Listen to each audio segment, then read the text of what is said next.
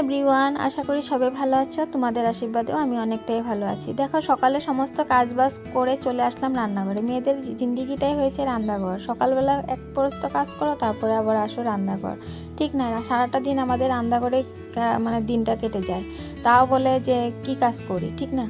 তো এই দিক দিয়ে দেখো, রান্নাবান্না করতে চলে আসলাম। আর এত কিছু আয়োজনের কারণটা হয়েছে, তোমাদের দাদার আজকে 2টা ছেলে ইনভাইট করেছিল, মানে ফ্রেন্ড বলো, সে তাকে ইনভাইট করেছিল, তাদেরকে বলেছিল আজকে ভাত খাওয়ানোর জন্য। তা আমি তো অত একটা ভালো মতন বুঝতে পারিনি যে কি কি রান্না করব না করব। একটা টেনশন লেগে গিয়েছিলো যে কি রান্না করে খাওয়াবো, কি করব না করব, সেটা একটা টেনশন।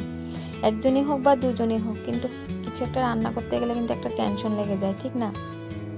তো দিক দিয়ে রান্নাবান্নার মধ্যে ছিল কাতলা মাছ। তার মধ্যে কাতলা মাছটা তো দেখে নিলে ভেজে নিলাম, আর এদিক দিয়ে মাংসটাও আমি ম্যারিনেট করে রেখে দিয়েছি।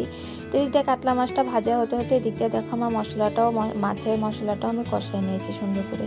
তো এদিক দিয়ে মাছের ঝোলটা প্রায় রেডি হয়ে গেছে গিয়া, তারপরে এদিক দিয়ে আমি চিকেনটাও আমি রেডি করে নিলাম। আর এদিকে বসায় দিয়েছিলাম টমেটোর চাটনি। তো রান্নাবান্নার অনেক কিছুই আয়োজন, কিন্তু যারা খেতে আসে তাদের কিন্তু আমি ভিডিও করতে পারিনি, যেহেতু সেই টাইমটার মধ্যে ছিল না। মানে ভিডিও করতে পারতাম, কিন্তু আমি করিনি। তারা যদি খারাপ পায় তার জন্য আমি কিন্তু ভিডিও করি নাই। তা এদিক দিয়ে কিন্তু ভাবছিলাম একবার তোমাদের কাছে শেয়ার করি।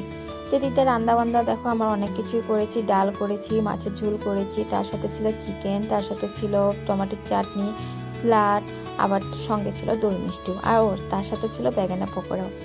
তো এত কিছু আয়োজন করলাম, ওদেরকে খেতেও দিলাম, কিন্তু ভিডিও করা হয়নি। ওই যে তাড়াহুড়ার মধ্যে ছিলাম, কিন্তু ভাবছিলাম করবো বিলা, কিন্তু তাড়াহুড়ার মধ্যে ভিডিও করতেই ভুলে গেছি। তো ভিডিওটা কেমন লাগলো অবশ্যই জানিও। বাই।